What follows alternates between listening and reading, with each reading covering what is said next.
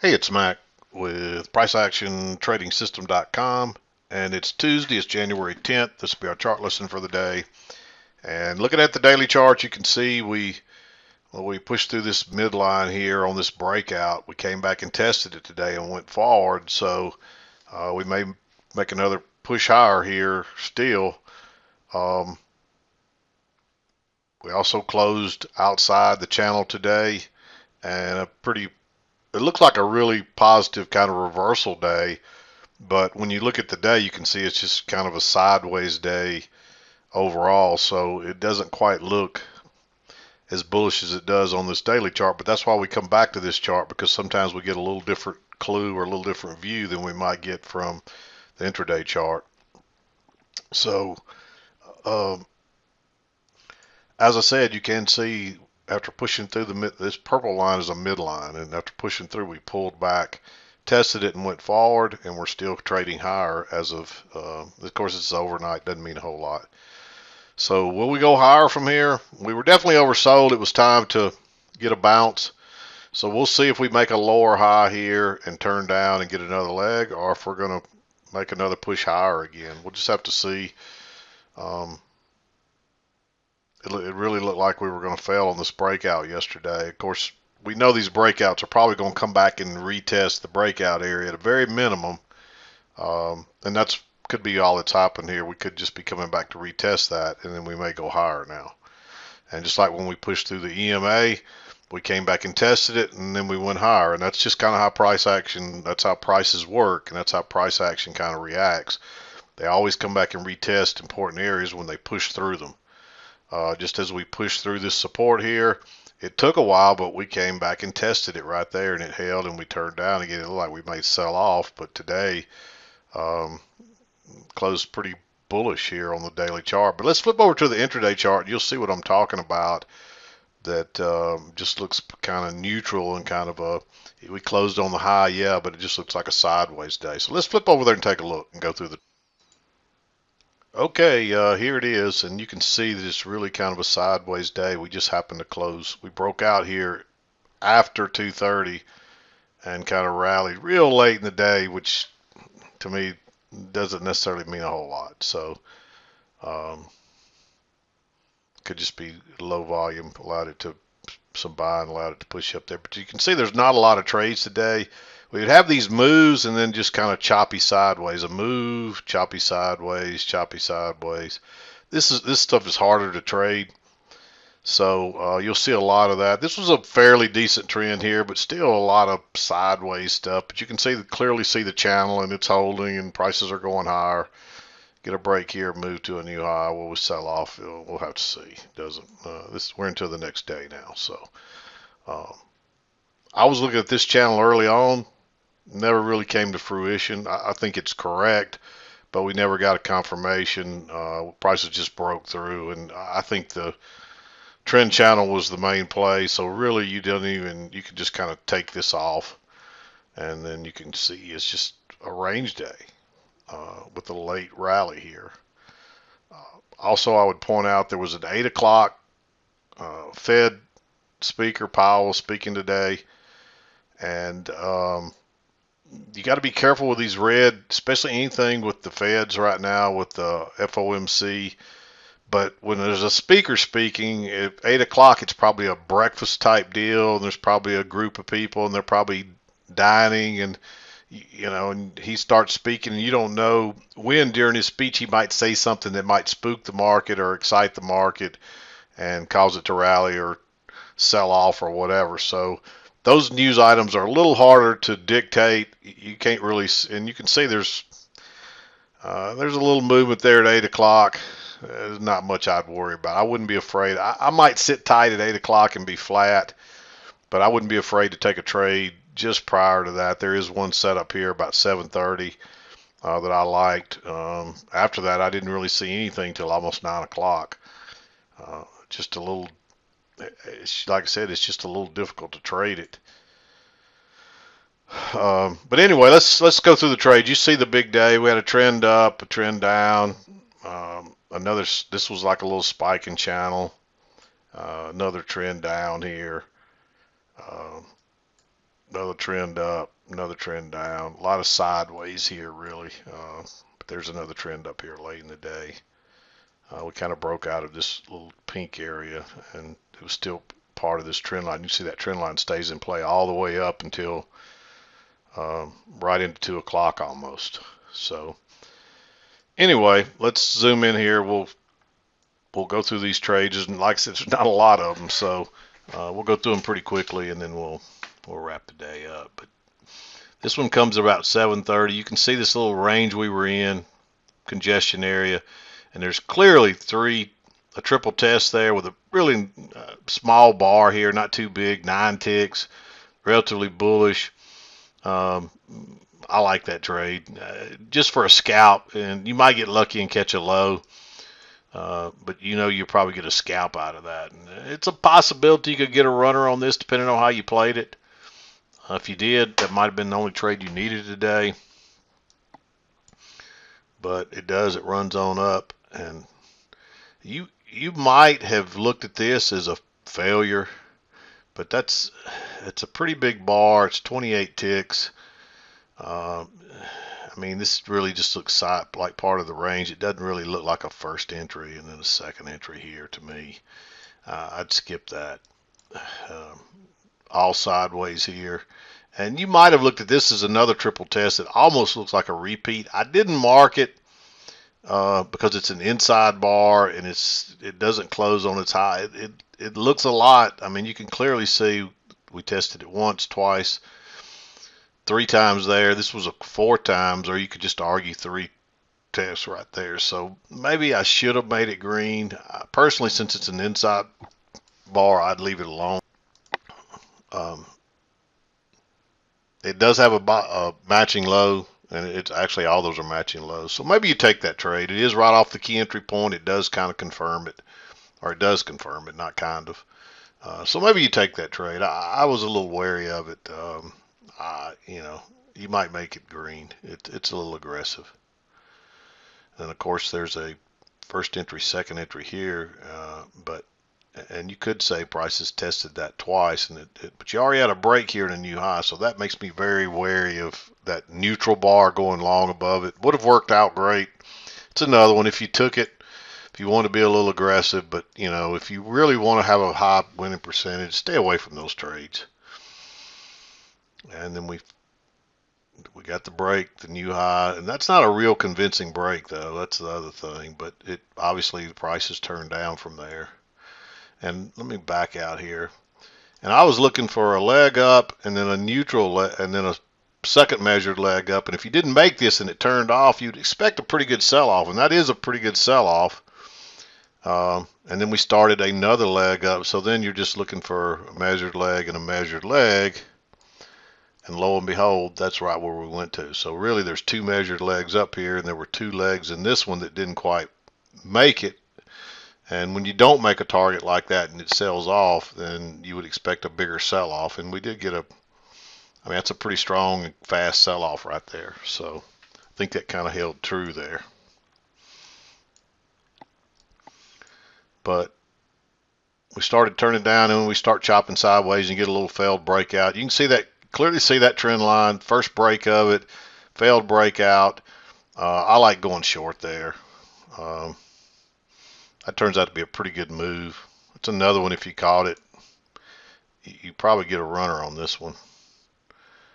And I mean, there's on one contract, there's 13, 14 points there. And even if you just waited till it bounced off that lower trend line and broke higher, $562 per contract, a little over 11 points. That's a pretty good quick move.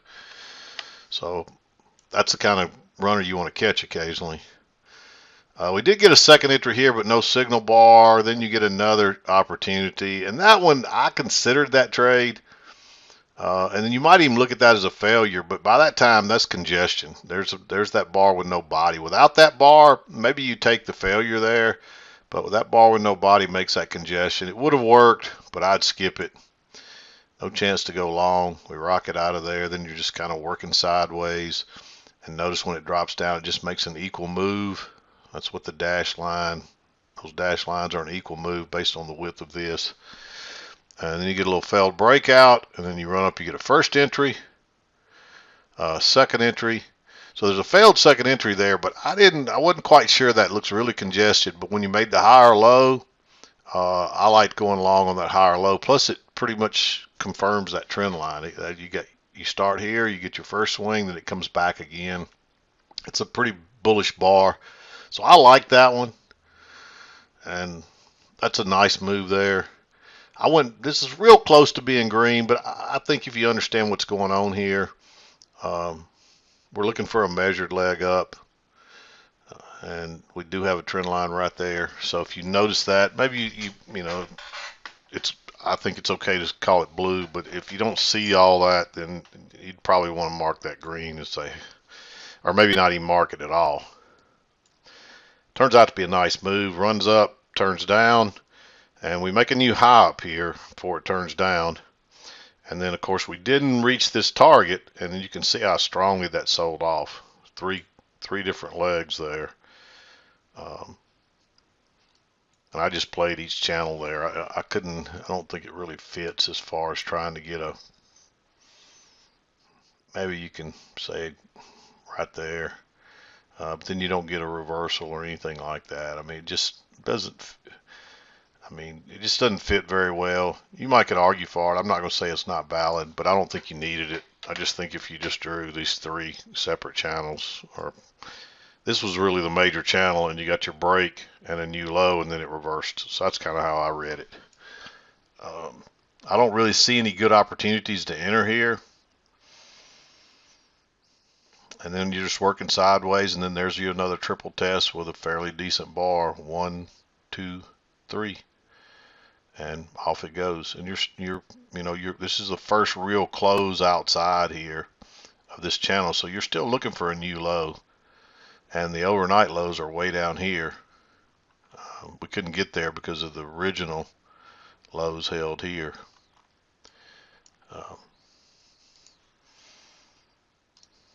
So that was a pretty good move down. It bounces. And then notice how it gets back inside this channel. Oh, I didn't make that one pink. I usually make these pink just to make it easier to see. And notice we came back once, twice, and tested that. You get a double test of that support that's still holding. It never really acted as resistance. And it's also a first entry, second entry, a failed second entry. I don't think I would trade that on the engulfing bar. Maybe you do. I think you could trade it that way. But I'd wait till it closes. If it breaks above that high, I'm going to go with it. It's close to, the signal bar is close, but I think it does close in its upper 1/3. I think it qualifies. It's close enough.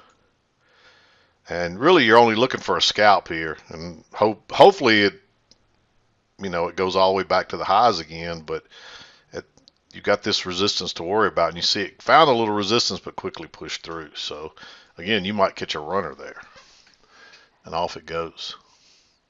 And you might have even looked at that as a reversal, but it's too far away from the EMA, so you can't trade it like that. And then this is ugly here.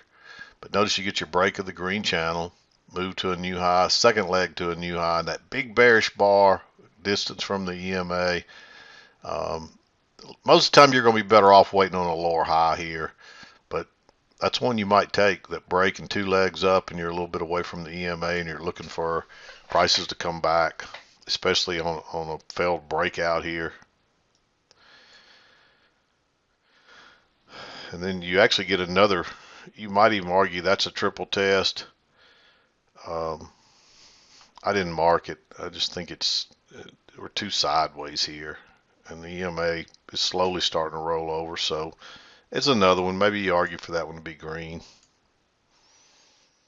I mean, this one's higher, this one's lower, this one's a little higher, but still lower than that one. So it's not clearly, but there is resistance there. So, and it was tested 3 times.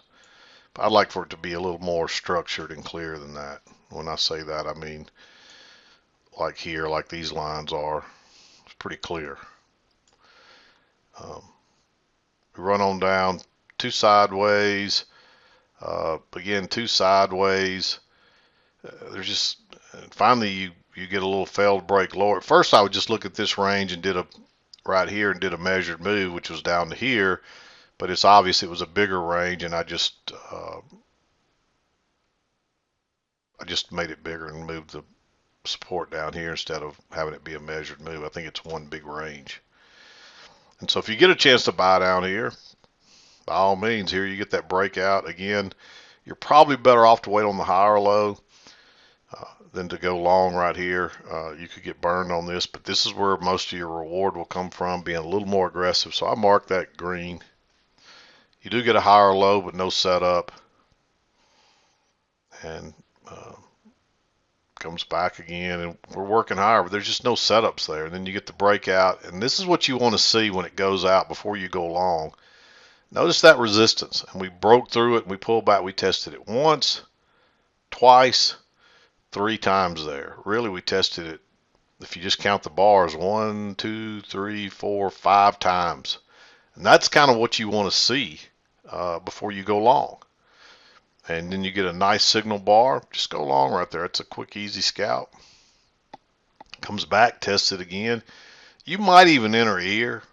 The only reason I didn't mark this one is because you do have this clear channel coming back, and that's the first close outside. So it could turn up, hit the EMA, and turn down, and make a little lower low there. But honestly, as many times as we bounced across there, you may take that trade. I think you're better off waiting on the higher low, which comes here, and then you get a first entry, second entry, and a nice signal bar, and a little more proof that we're going higher. And again, you might get a little runner there. Comes back again here with another second entry, but the signal bar is just not quite. If you had a decent signal bar there, take that trade. I mean, that's not in the upper 1/3 in my opinion there, and that little signal bar scares me. So we do end up chopping all our way back up here. Just no entries, no trades. You're only looking for longs here pretty much. You might look for a short up here. But this green channel is still in play. I'd be afraid to go short until we get outside that. And notice we do get a breakout that fails instantly on the range. That's the resistance right there. It breaks out, fails. We try to go long once, twice.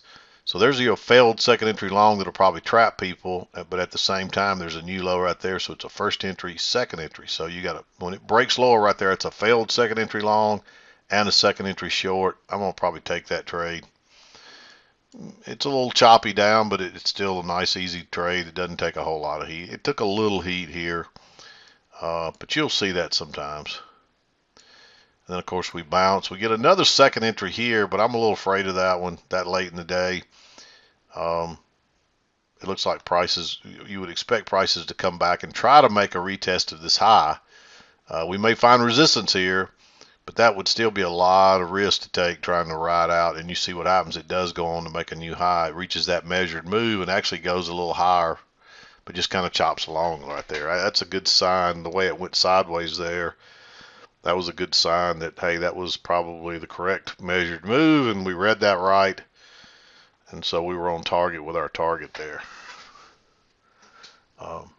So yeah, I don't see anything else in here I really like this late in the day.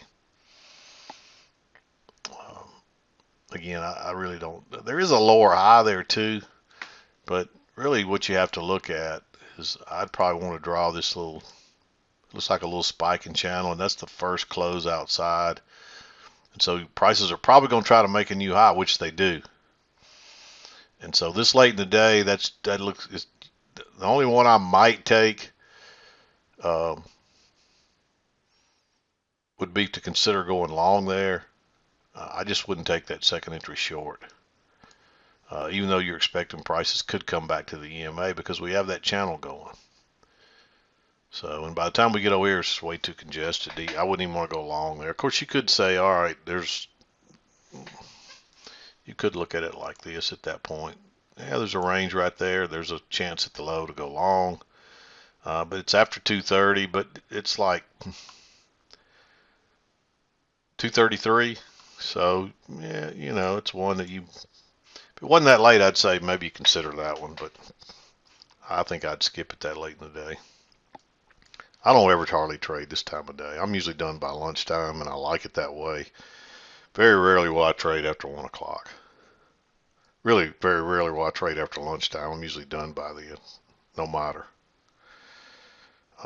Now, if it's a really strong trend day and our market's just run away up or run away down, yeah, I might drop in there. And if I see a perfect setup with the trend, I may drop in there and take a trade. And people ask me that a lot.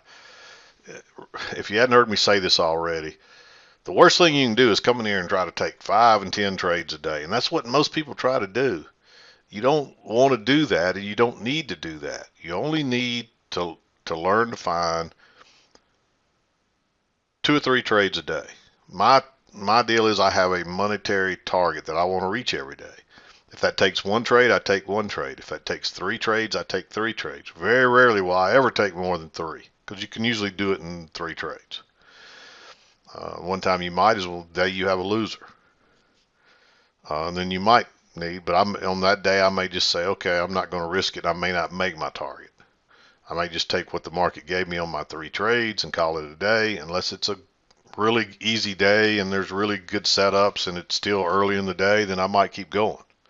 I'm probably going to get up and take a break for 15 or 20 minutes after that loser, because I don't want to revenge trade and I don't want to, get back at the market. And that's what happens to you. It starts to get to you mentally. Get up. If you have a loser, get up and walk away for 15 or 20 minutes. Go walk around the block. Go play with your dog. Go play with your kids.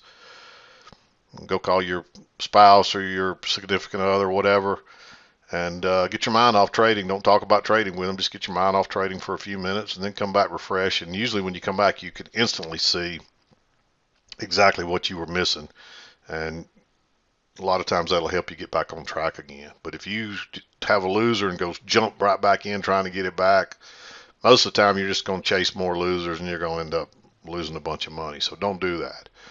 And again, you only need 2 or 3 trades a day. And when you want to make more money, when you can consistently do that and you're ready to make more money, you try to increase your leverage, not your more. You don't take more trades, you just increase your leverage. You jump up a contract or 2.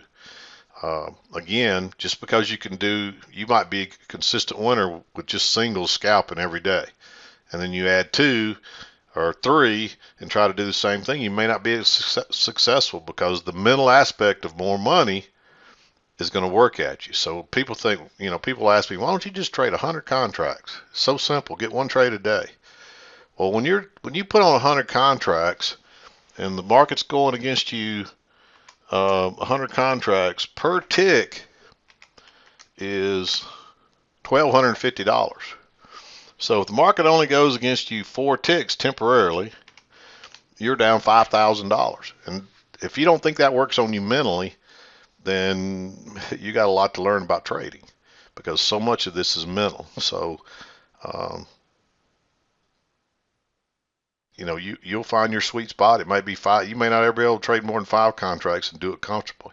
But as you do this and you get more and more time, you'll get to a point where you can find your.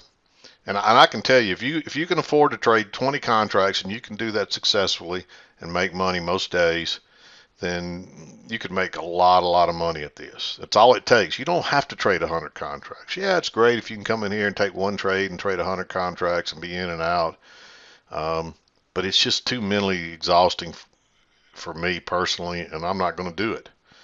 I'm going to stick to my 20 or so contracts. I'm going to take my 2 or 3 trades, and I'm going to make my consistent money every day, and I'm going to be done by 10 o'clock most days, noon at the latest on almost every day, and I'm going to be unstressed, and I'm going to make plenty of money, and I'm going to be happy.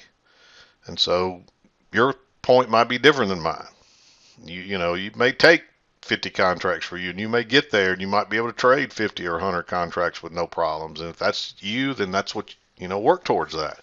But don't think you're going to start making money and figure this out and then suddenly go to 100 contracts, because it doesn't work like that. It's exponentially harder every time you add on with your leverage. So, but again, the key is to slowly build your leverage, not take more trades.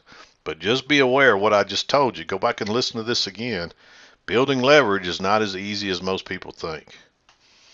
It takes time, and it takes a lot of commitment, and a lot of times you'll have to back up and start over at your old spot again, because you won't be able to do it. And then, trade for another 6 months or a year at your old spot, and then try to build that leverage again. So it took me quite a while to get to 20 contracts, I'll be honest. I got profitable probably faster than a lot of people. a couple of years really. 18. I was really making money after about 18 months, but to really start getting consistent every day where I had very few losers, it was about 2 years. So I still had to fight some of my demons at 18, 19 months there. So 20 months through, but after about 2 years, I was really going there. But I struggle trying to build my leverage. It really messes with me mentally, and half the battle of this is the mental aspect. So we can teach you what to do. We can teach you how to read this chart. We can teach you how to find the entry spots. But you have to learn to handle the mental part, the patience, the discipline it takes, and waiting on the right setups and not chasing every swing. An amateur comes in here and they're looking for, literally, when this thing's here, every bar that prints there to the right, they're looking for a setup.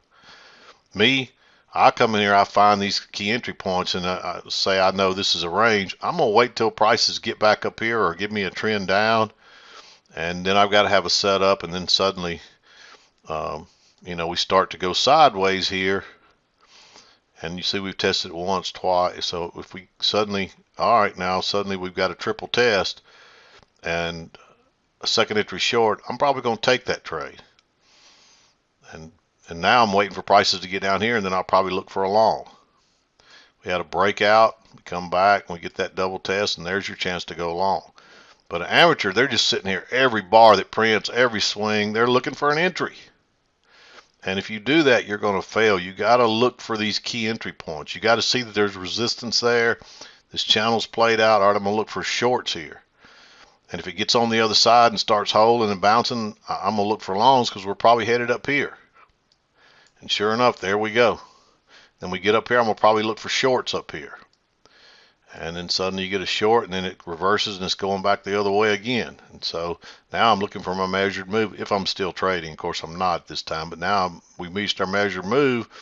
I may look for a short up there. And so that's how you're thinking. You're not looking every time that bar prints to the right. You're not looking to make a trade. You're going to read this thing in advance.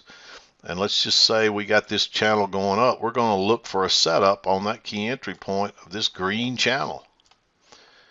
So you can clearly see the channel there. So if it comes back here, we get a setup, and you can see we only got a couple of green ones here. But we got a couple of setups that you might look at, and then you got to be disciplined enough to say, hey, do I take that setup or not? Then you got one going down, and you're looking for shorts, and you get a setup here. You take a second entry short right there when you're looking for prices to make a new low here. So this is one that kind of gets in the middle of things because, well, we actually did have a break here, but that's not real convincing. So we may still try to go higher yet. So you got to be careful with these because, hey, even though we're expecting a new low here, we might be expecting a new high here, and you might get caught. And that's why prices are just kind of working sideways because they're fighting it out. But notice we made a new low and then went back to make the new high. And we actually made tried to make another measured leg up, but we made that new high and then it sells off.